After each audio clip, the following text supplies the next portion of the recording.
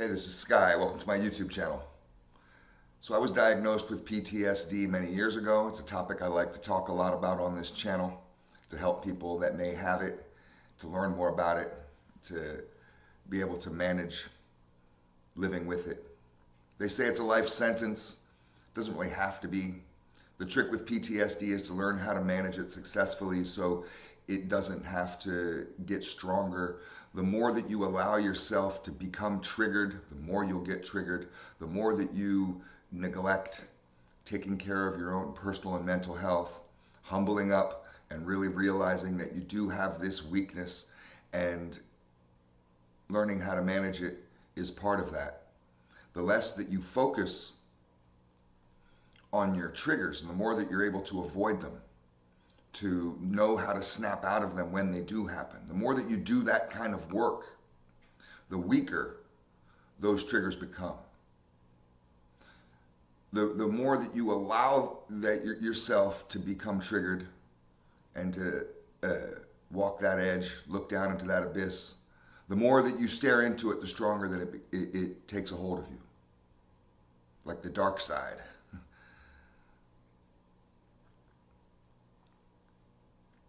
Not everybody's going to understand what you're going through. In fact, a lot of people won't understand it all. I realized that right away. Not everybody who goes through trauma gets PTSD. PTSD is a strong emotional response that can happen because of a triggered event. Triggers can be almost anything, sometimes big, sometimes small. If you don't have it, and you're around somebody who does, you may not even realize what the hell's going on with this person. It was frustrating to me because I ended up with PTSD and I was diagnosed by 3 different psychiatrists for having it. And I suffered from most of all of the symptoms. There's many symptoms. I suffered from most of them. I had close homeboys, friends of mine, people I still know, that went through a lot of the same stuff I went through, were right there with me. And I got fucked up off of it and they didn't. Does that make me weaker? I don't know, maybe. But it was frustrating. Not that I wanted them to have it or go through the torture that I went through, but I wondered, why did I end up like this and they didn't? Why doesn't everybody get it? People that don't have it don't understand, really. Not unless they've researched it or they've lived with somebody who has it. You can help them understand, and that's up to you. If you have PTSD and you want to be able to have people in your inner circle, your family, your friends, your loved ones, the people that are in your tightest circle, other people don't need to know. You don't need to go around broadcasting that shit, but your wife, your parents, your kids, your best friends, those types of people, it may be important for you to pick a couple of them out and to let them know. The people that are with you the most. And that way they may have some clue of what's going on with you, especially if they're there to witness you descending into madness. Being triggered can be like, at least for me, it'll be like a light switch. And I have many triggers. It could be, I'm not going to go through the whole list, but I mean, it could be a line or two in a song, and bam, I'm no longer listening to that song. I'm literally reliving a past trauma. It's like the whole world is gone all of a sudden. I'm in a different realm. And that can be really dangerous, not just from other people, but for me. I've had friends of mine that have witnessed me become triggered in major ways, and they don't understand what got me off, what set me off. And they don't understand how to calm me down, because just telling someone to calm down doesn't work. If you're in battle mode, if you're in that fight or flight mode, if you're reliving a past trauma and you feel like the same as what you felt before, your life depends upon this, somebody else isn't going to just be able to pat you on the back and say, oh, it's cool, bro. It's not going to work. And you're going to need some people around you that can act almost like guides. They can help you. This is a hard battle and you don't want to fight it alone. I suggest that anybody who thinks they might have PTSD, if your past is haunting you, if you feel like that you have a split personality of one person that is the original you, the you that you're used to, and the other person is out of control. That out of control behavior can be displayed in many ways. For me, it was displayed through anger. That was my strongest emotion. That was how I dealt with that weakness, was through anger. And that anger could turn into rage. I've had some close homeboys that have been able to, and really just one, my buddy Jason, my best friend. I've known him forever.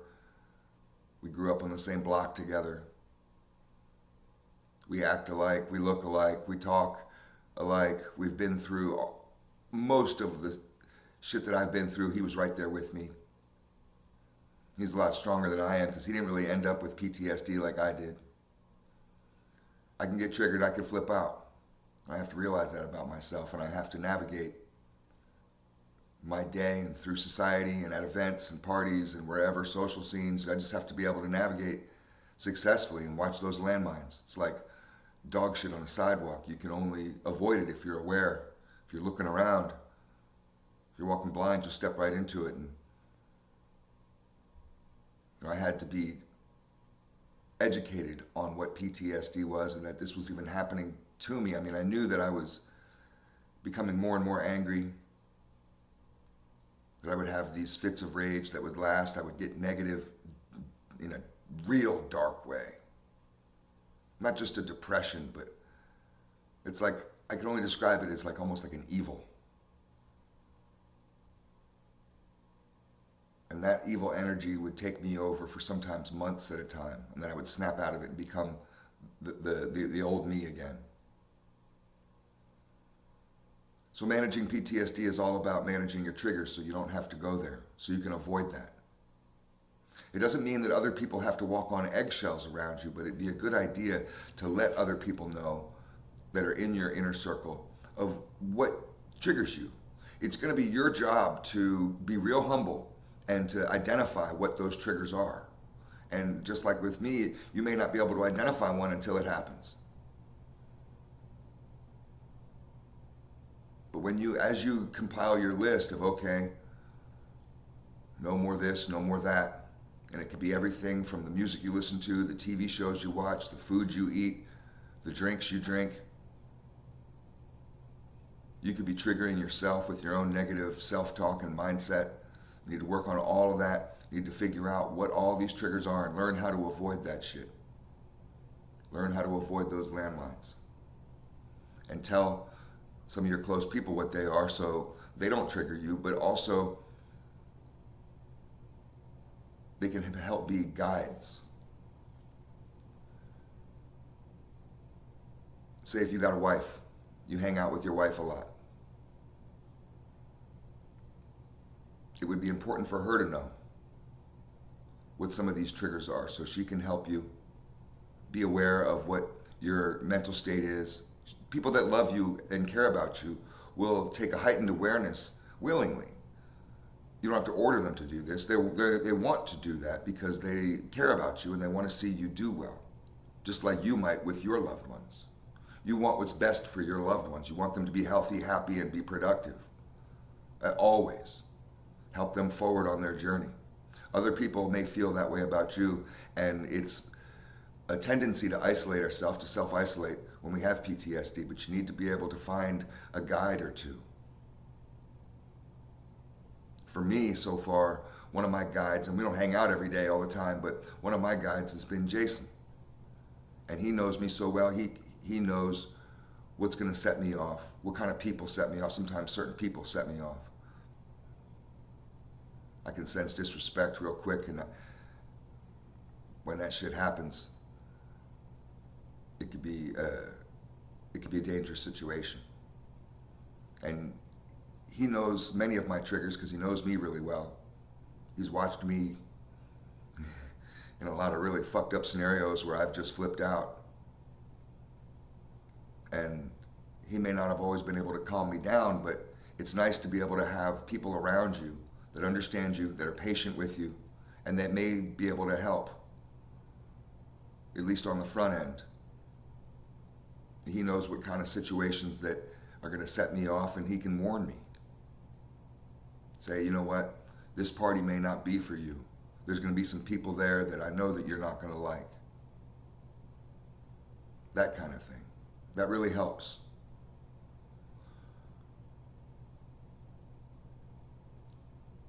But you're not going to always have a lot of those people. You're only going to be able to have a few. If with your wife or your girlfriend, you can come up with your own little code language. I'm not talking about a whole language, just a few code words. For when you start to feel triggered, or when she might notice that you're starting to get agitated, it's really helpful to have somebody like that. You can even have, because one thing that happens with people with PTSD is they have a heightened sense of anxiety. They can get anxiety attacks, panic attacks. They can just become more and more agitated. Because not everybody understands you. And they can set you off, push your buttons, trigger the fuck out of you, and it's just you're fighting it. You're fighting that evil as hard as you can. And sometimes it's hard to fight. Sometimes that fight or flight sense, that part of your brain gets activated. That's the beginning stages of being triggered. And you know, okay, I got to get the fuck out of here. How many times have you have been at a social event of some kind and realized, okay, it's time to go? Well, it's nice to have a significant other understand in a loving way and realize that you're not angry at her, you're not angry at anybody there. You're trying to help the room. You're saving everybody right there and saving yourself, because it can be real bad. So you got to get the fuck out of there. It's time to leave. Well, it's hard sometimes to say that shit. It might ruin the party, open up a level of conversation that you didn't want to open up. Then you don't need to explain yourself to people. So you can have a simple code word like, what's the weather? What time is it? Little things like that. Just a little sentence, a little phrase, some little question that you can put out there. Say, oh, well, I really look at the moon. I love the moon. It's something. And when your guide, say if it's your wife, she hears you say that. She sees you looking at the watch and you say, oh, what time is it? She knows that's not really you wondering what time it is. That's you sending a message saying it's time to go. I'm about to pop off like a goddamn rocket. I need to get the fuck out of here. Something's fucking with me in this room. There's some bad energy in here. I don't know what it was, but I just got triggered. I need to get the fuck out of here. That happens. A lot of people don't understand that shit. So that's just a way that you can exit the scene safely. Nobody knows. People just, you can say, oh, I have to work in the morning or whatever. You come up with that, and don't tell anybody what your little code phrase is, because then they'll know. They'll know, oh, he just says that when he gets triggered, and people start looking at you like you're some kind of fucking mental patient. You don't need that shit. You don't need to explain yourself to nobody. You're not crazy. You're doing the best you can. So don't tell nobody your little exit phrase, your little code words. Just have your one guide, your one homie, your wife, your best friend, whoever it is that you hang out with a lot. They'll know. And they'll run interference for you. They'll make up an excuse for you. It won't even be nothing to anybody else in the room. And you can exit peacefully, safely, quietly, still remain intact with that connection or those friends, and not have to have anything come back on you. And we can feel really guilty and down on ourselves, embarrassed about having some kind of problem like this. A weakness is what it is. But it's all about you to manage it and become stronger. You can do it. As you become stronger, your triggers become less. The more water under that bridge between you and the triggers that bring you back into the event that traumatized you, the stronger you become and the weaker those triggers get. So over time, as you're managing yourself in a successful way, what used to trigger you doesn't really fuck you up as bad. That's the name of the game. Thanks for watching.